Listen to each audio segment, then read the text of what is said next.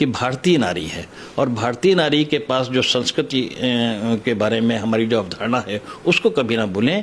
वो निश्चित रूप से सहभागी बने पुरुष के साथ में, समाज में सहभागिता उनकी हमेशा थी हमारे समाज के अंदर, परंतु उसके साथ साथ में संस्कारों के साथ भी बंधी रहें। ये मैं अपने छात्राओं को संदेश देना चाहूँगा। नमस्कार, अभी न्यूज में आप सभी का स्वागत है। मैं हूं आप सभी के साथ दीक्षा। आज अभी न्यूज आपको लेकर आया है वहां पर जहां से ना जाने इस स्कूल इस कॉलेज से कितने बच्चों ने अपने परिवार का नाम रोशन किया, अपने करियर को बनाया। जी हाँ, मैं बात कर रही हूँ मथुरा शहर के जाने माने कॉलेज की, जिसका नाम है अमरनाथ शिक्षण संस्थान। ये ऐसी संस्थान है जो आज 2008 से स्थापित है मथुरा शहर में। हम उनसे बात करें, आज हम उसी के तारतम्य में आए हुए हैं यहाँ के प्रिंसिपल से बात करने, जिनका नाम है डॉक्टर अनिल वाजपेयी जी, जो अब किसी भी पहचान के मोहताज नहीं है। सर, सबसे पहले अभी न्यूज़ आपका बहुत बहुत अभिनंदन करता है। ये जो संस्थान है सर, कब स्थापित हुआ? वैसे तो मैंने बता ही दिया है लोगों को, लेकिन फिर भी क्या कहेंगे अपने इस संस्थान के बारे में? क्योंकि हर संस्थान एक मंदिर होता है, जो उस चलाने वाला कहीं ना कहीं उसके पीछे बहुत सारे सेक्रीफाइसेस होते हैं, लोगों के प्रति प्रेरणा देना और लेना दोनों ही बनता है। क्या कहेंगे उस चीज़ के लिए?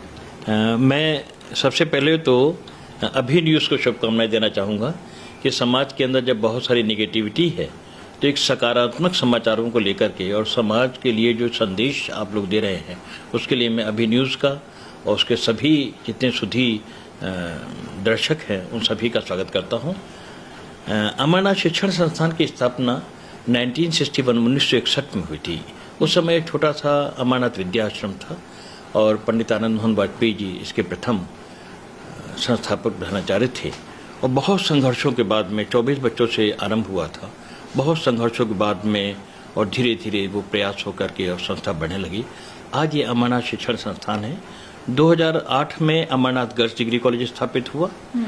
अंदर जो अमरनाथ विद्याश्रम था वो बाद में मथुरा का सबसे पहला CBSE स्कूल बना, और आज जो है वो अमरनाथ गर्ल्स डिग्री कॉलेज को भी चलते हुए 15 साल हो चुके हैं। उसके साथ साथ में ABA स्कूल जो अलीगढ़ के अंदर है वो भी इसकी एक शाखा है। ग्रोइंग स्कूल किड्स गुरुकुल जो कि मथुरा के अंदर है वो भी इसकी एक शाखा है, और हॉस्टल भी हैं। तो सब दिशा के अंदर बच्चों के सर्वांगीण विकास के लिए हम लोग कार्य कर रहे हैं। 2008 में हमने लक्ष्य बनाया कि छात्राओं की शिक्षा के लिए, खासतौर पर मथुरा शहर में छात्राओं के लिए इंग्लिश मीडियम में और उसके साथ साथ में सर्वांगीण शिक्षा की हायर एजुकेशन में बहुत कमी थी। तो हायर एजुकेशन में हमने ये अमरनाथ गर्ल्स डिग्री कॉलेज खोला। सर, अगर हम बात करें 2008 की या उससे पहले की, एक वक्त था जब मथुरा शहर में यूपी बोर्ड था। लोग संस्कृति और वैसी परीक्षाएं या ऐसी एजुकेशन लिया करते थे। उस वक्त CBSE बोर्ड और मॉडर्न एजुकेशन जिसे हम कहते हैं वो शायद कहीं ना कहीं अमरनाथ शिक्षण संस्थान ने स्थापित की थी। जी बिल्कुल। ये एक चेंज जो आप लोग लेकर आए, क्या कहेंगे उसके लिए? ऐसा है कि पहले केवल जब हमने अपना विद्यार्थी कालम देखते हैं तो हम केवल यूपी बोर्ड का ही ऑप्शन था, और मैं अमरनाथ शिक्षण संस्थान से सन 1980 से जुड़ा हुआ हूँ, पहले विद्याश्रम के साथ, अब डिग्री कॉलेज के साथ में। तो मथुरा शहर में पहली बार CBSE एजुकेशन हम लोग लेकर गए। दरअसल जो यूपी बोर्ड की एजुकेशन थी उसका जो सिलेबस था तो वो बहुमुखी नहीं था, और वो एक ओरिएंटेड था कुछ बहुत ही उसके जो चाहे उसकी साइंस हो चाहे मैथमेटिक्स हो, उसको लेकर के आगे बच्चों को भविष्य में जैसे इंजीनियरिंग करनी है या मेडिकल में जाना है तो बहुत ज़्यादा राहें नहीं खुलती थी। जब से CBSE बोर्ड की स्थापना हुई तो उसके बाद से मथुरा शहर के अंदर पहली बार जो पहला स्कूल खुला वो CBSE स्कूल अमरनाथ विद्या आश्रम था जो एफिलिएटेड हुआ। आज मथुरा शहर के अंदर मैं आपको बताना चाहूँगा लगभग 128 CBSE स्कूल हैं और जो एफिलिएटेड हैं CBSE से। ये एक बहुत बड़ी उपलब्धि है कि किसी नई परिवर्तन की स्थापना करना और उसे यहाँ तक लेकर आना। मैं मैं क्षमा चाहता हूँ, एक बात और जोड़ना चाहूँगा कि अभी हाल में ही 6 महीने पूर्व और भारत सरकार ने जो बाबा रामदेव हैं उनका जो पतंजलि योग संस्थान है तो उसके द्वारा भारतीय शिक्षा बोर्ड की स्थापना की है, क्योंकि अब ये आवश्यकता महसूस की जा रही है कि बच्चों को संस्कार की शिक्षा देना भी बहुत आवश्यक है। और कहीं ना कहीं CBSE स्कूलों के माध्यम से या ICSE स्कूलों के माध्यम से हम संस्कार विहीन शिक्षा की ओर बढ़ रहे हैं, जो समाज में क्राइम बढ़ रहा है, जो घटनाएं हो रही हैं। तो भारतीय शिक्षा बोर्ड स्थापित हुआ है, उसकी वही मान्यता है जो CBSE बोर्ड की है, और हम लोग प्रयास कर रहे हैं कि हमारी अपनी कुछ संस्थाएं ऐसी हैं जिनको हम भारतीय शिक्षा बोर्ड से एफिलिएटेड कराएंगे, यहाँ पर भारतीय योग, संस्कृत भाषा, साथ साथ में इंग्लिश भी, साइंस भी, सब कुछ, यानी प्राचीन भारतीय संस्कृत के आधार पर नवीनतम ज्ञान विज्ञान जहाँ बच्चे प्राप्त कर सकें, ये प्रयास विद्याश्रम का हमेशा रहा है। बहुत अच्छी एक उपलब्धि है इन लोगों के पास में, क्योंकि एक नए परिवर्तन को स्थापित करना और उसको यहाँ तक लेकर आना एक नई सोच के साथ, एक नई समझ के साथ, ये एक इंसान के जीवन में और एक संस्थान के जीवन में दोनों में ही बहुत बड़ी उपलब्धि होती है। सर, बात आती है बच्चों के एजुकेशन की और प्लस उनकी आती है प्लेसमेंट की। उसके लिए क्या आप लोग कर रहे हैं? क्योंकि हर बच्चा हर शिक्षण संस्थान में कोई भी आता है जाता है, उसको लगता है कि हमारा रिप्लेसमेंट क्या है, हम कहाँ जाएंगे, रोजगार के अवसर जिसके हम बात करते हैं सरल शब्दों में, उसके लिए संस्थान क्या कर रहा है? दरअसल नरेंद्र मोदी जी का भी मैं एक इंटरव्यू देखा था, तो कह रहे थे, मैं कुछ बच्चों से मिला तो मैंने उनसे पूछा तो बोले हम BA हैं, MA हैं, लेकिन बोले आप कर क्या सकते हो? तो बोले कर हम कुछ नहीं सकते हैं, BA MA हैं। तो अब जो नई एजुकेशन पॉलिसी आई है इसमें स्किल बेस्ड एजुकेशन है, खासतौर पे हायर एजुकेशन में, क्योंकि सेकेंडरी एजुकेशन के बाद तो कोई नौकरी लगती नहीं है। हायर एजुकेशन में जितने स्किल बेस्ड होंगे उससे देश का विकास होगा, क्योंकि सभी के लिए सरकारी नौकरियां तो नहीं हैं। तो जितना स्किल डेवलपमेंट होगा देश में, उतना ही हमें सब दिशा में काम करने वाले लोग मिलेंगे। तो नई एजुकेशन पॉलिसी में जो स्किल डेवलपमेंट आया है उसमें करीब 52 तरह के स्किल्स हैं, 52 टाइप की स्किल हैं। इनमें कंप्यूटर से लेकर के टेलरिंग, फैशन डिजाइनिंग सब कुछ शामिल है। तो आज हम पिछले 2 सालों से अपनी लड़कियों को स्किल एजुकेशन और दे रहे हैं, यानी जो टीचिंग सब्जेक्ट्स हैं, जो 4 मेन सब्जेक्ट्स होते हैं, उनके साथ साथ में स्किल एजुकेशन का भी एक पीरियड लगता है। और उसमें डिफरेंट स्किल्स, चाहे कंप्यूटर से संबंधित हो, जो भी बच्ची ऑप्ट करना चाहे, फोटोग्राफी से संबंधित हो, चाहे फैशन डिजाइनिंग से संबंधित हो, वो उस कैरियर के लिए बहुत कामयाब हो रही हैं। उसके साथ साथ में अभी हमने अपने कॉलेज के अंदर 1 वर्ष पूर्व जो है वो ट्रेनिंग एंड प्लेसमेंट सेल स्थापित किया है, क्योंकि हमारे यहाँ BEd भी है और हम चाहते हैं कि हमारे यहाँ BEd में लड़कियाँ इतनी अच्छी टीचर बने कि और स्कूलों के लोग मांगने आए कि भाई आप यहाँ की लड़कियाँ जो है हम टीचर बनाना चाहते हैं। तो उस प्लेसमेंट सेल में अभी दिल्ली के अंदर अभी हाल में ही पिछले महीने हमारी 6 लड़कियों का सिलेक्शन हुआ है, 10 लड़कियों का सिलेक्शन एक अन्य कंपनी में हुआ है और 3 लड़कियों का सिलेक्शन कल ही इंटरव्यू हुए थे उनका हुआ है।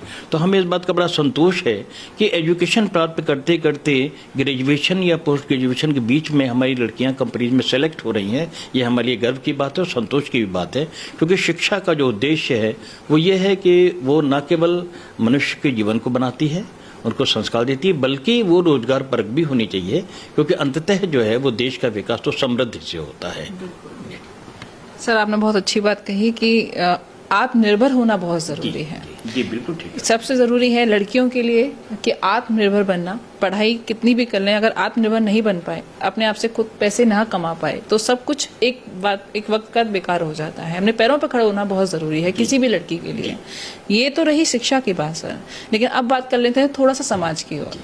समाज जहाँ इतना सब कुछ हो रहा है, हर किसी को इस चीज़ को पता है, हर कोई भली भांति इन चीज़ों को जानता है कि क्या कुछ हो रहा है। द कश्मीर अभी जो द केला फाइल्स आई है, उस पर लड़कियों को पिक्चर दिखाई गई, ये समझाने के लिए कि हो क्या रहा है, हमारी संस्कृति, हमारी धरोहर, हमारे पूर्वज, उसके लिए आप क्या कहेंगे? कहाँ कमी आ रही है? इतनी सब कुछ एजुकेशन होने के बावजूद भी कमी कहाँ आ रही है? वो लैब्स बेकार हैं, वो साइंस लैब्स बेकार हैं कि जहाँ रिसर्चर्स हों और किसान के खेतों में ना पहुँचे। वो एजुकेशन इंस्टीट्यूशन बेकार हैं जहाँ पर के बच्चे शिक्षित होकर समाज के जिम्मेदार नागरिक ना बने। तो शिक्षण संस्थाओं का उद्देश्य है कि वैसे नागरिकों को तैयार करें। नेपोलियन कहता था, बोनापार्ट कहता था, मुझे 60 अच्छी मदर्स दोगे, मदर पहली टीचर होती है, मैं तुम्हें एक महान राष्ट्र दूंगा। तो आज का जो हमारा संकट है, जो देश के सामने क्राइसिस है, मेरी नज़र में सबसे बड़ा जो संकट है वो क्राइसिस ऑफ मॉरलिटी है। नैतिकता का संकट हमारे देश के अंदर विद्यमान है समय के अंदर, और हम अपने बच्चों को संस्कारित शिक्षा नहीं दे पा रहे हैं। अभी जो आपने जिस फिल्म केरला स्टोरी का जिक्र किया, और उसके पहले भी कश्मीर फाइल्स आई, और जो अभी कुछ और फिल्में आ रही हैं, ये समाज को जगा रही हैं। और एक ऐसी हिडन ट्रुथ है, ऐसा नग्न सत्य है जो विद्यमान था समाज में, लेकिन समाज की जानकारी में नहीं था और समाज में ये सब कुछ चल रहा था। दोष यहाँ पर दोनों स्तर पे है। हमारी जो युवा पीढ़ी है वो दिग्भ्रमित हो गई है, और कारण ये है कि उनके पैरों में संस्कार रूपी जो जंजीर है वो नहीं होती है, और बचपन से ही बच्चों को संस्कार दिए जाते हैं। तो दोष मैं युवा पीढ़ी का नहीं कहूँगा, पेरेंट्स का भी दोष है कि वो अपने बच्चों को बचपन पे पूरा ध्यान नहीं दे रहे हैं, संस्कार मजबूत नहीं दे रहे हैं। अगर उनको अपने धर्म के बारे में, अपनी संस्कृति के बारे में, अपने ज्ञान जो हमारा प्राचीन ज्ञान विज्ञान है उसके बारे में बताया जाए तो हम गर्व करेंगे कि हमारी संस्कृति इतनी महान है। और कोई जो है वो मिठाई खा के गुड़ क्यों खाना चाहेगा अगर उसके सामने कोई श्रेष्ठ चीज़ है। और फिर हर एक कोई अपनी विरासत पे गर्व करता है। हम अपने परिवार में विरासत पे गर्व करते हैं कि ये मेरे बाबा जी का था, ये मेरे दादा जी का था। तो ये महान देश तो हमारे पुरखों का बनाया हुआ है। तो अगर हमारे नागरिक ही अपनी विरासत पे गर्व नहीं करेंगे तो और कोई तो करेगा नहीं। तो इस तरह से मैं समझता हूँ कि दोनों ही स्तर पर काम होना चाहिए, शिक्षक, विद्यार्थी और अभिभावक। इन तीनों को मिलकर के एक मजबूत ट्रायंगल है जहाँ पर कि संस्कारों की इतनी मजबूत शिक्षा दी जाए कि हमारा धर्म, हमारी संस्कृति, उसको आधार बना के, जैसे जंपिंग बोर्ड जिम्नास्टिक में होता है छलांग लगाने की, इनको आधार बना के भविष्य की ऊंची छलांग हमारी लड़कियां लाएं तो बहुत अच्छा होगा। बहुत अच्छी बात कही है सर ने कि ज़रूरत अब ज़्यादा अभिभावकों को जागने की है। पेरेंट्स को ज़रूरत है कि अपने बच्चों में संस्कारों की बेड़ियां बांधें, जिससे उनको समझ में आए कि हमें कहाँ किस हद तक उड़ना है और कहाँ तक जाना है। बहुत ज़रूरी है और बहुत बड़ी बात कही है। इसी के साथ मैं एक बात कहना चाहूँगा जी बिल्कुल कि जब मैं नए बच्चों को देखता हूँ, भले वो 4-5 साल के बच्चे हों चाहे हमारी गर्ल्स हों जो हायर एजुकेशन में है, बहुत टैलेंटेड है। हम लोग तो अगर उस आयु में थे तो बुद्धू अपने को समझते हैं। तो इतनी टैलेंट को हम लोग जो है वो कन्वर्ट नहीं कर पा रहे सही दिशा में, ये समाज का भी दोष है। इस टैलेंट को हमें सही दिशा दिखाना ही है और भारत को एक महान राष्ट्र बनाना ही है। इनके इस नागरिकों की क्षमता के बल पे भारत को महान राष्ट्र बनाना सिर्फ एक इंसान या एक व्यक्ति के हाथ में नहीं है। हर कोई जागेगा, हर व्यक्ति जागेगा, तभी भारत एक महान राष्ट्र बनकर उभरेगा। तो ये एक संदेश था सर की तरफ से। बाकी सर आखिरी कोई मैसेज अपने बच्चों को, अपनी आने वाली जो हमारी गर्ल्स एजुकेशन है उसके बारे में कोई देना चाहें अभी न्यूज़ के माध्यम से तो बिल्कुल बताइए। जी, मैं अभी न्यूज़ के माध्यम से कहना चाहूँगा कि एक वक्त हुआ करता था कि जबकि जो बच्चे थे वो माता पिता की जो है वो जीवंत संपत्ति समझाए जाते थे कि जो माता पिता बनाना चाहेंगे वो बनना चाहेगा, जहाँ वे विवाह करना चाहेंगे वो लड़की कर देगी। आज के समय के अंदर समाज और देश, विश्व इस दिशा में बढ़ रहा है कि वर्किंग वीमेन का कॉन्सेप्ट आया है। समाज के अंदर, परिवार के अंदर दोनों की ही भूमिका बड़ी महत्वपूर्ण है। शिशु जो है वो एक ग्रोइंग सोल है, विकसनशील आत्मा है, जिसको कि अपने अनुसार विकास करना है। जो पेरेंट हैं वो तो एक माली की तरह उसका संरक्षण करें बाहर से, बाकी वो स्वयं विकसित होगा। जैसे एक पौधा पल्लवित होता है, पुष्पित होता है, उसी तरह से जब वो विवाहित हो जाती हैं लड़कियां, तो जब वो प्रवेश करती हैं पारिवारिक जीवन में, तो आजकल वर्किंग वीमेंस का कॉन्सेप्ट है। जब वो अगर जिम्मेदार बन जाती हैं, वो आत्मनिर्भर बन जाती हैं, तो जो तमाम तरह के समाज के अंदर जो अन्याय हो रहे थे, जो नारियों का शोषण हो रहा था, वो अपने आप समाप्त हो जाता है। तो आर्थिक समृद्धि होना बहुत आवश्यक है, स्किलफुल होना गर्ल्स के लिए बहुत आवश्यक है। उसके साथ साथ में वो एक नारी होने का मैं लड़कियों के लिए संदेश देना चाहूँगा कि भारतीय नारी है, और भारतीय नारी के पास जो संस्कृति के बारे में हमारी जो अवधारणा है उसको कभी ना भूलें। वो निश्चित रूप से सहभागी बने पुरुष के साथ में, समाज में सहभागिता उनकी हमेशा थी हमारे समाज के अंदर, परंतु उसके साथ साथ में संस्कारों के साथ भी बंधी रहे। ये मैं अपने छात्राओं को संदेश देना चाहूँगा।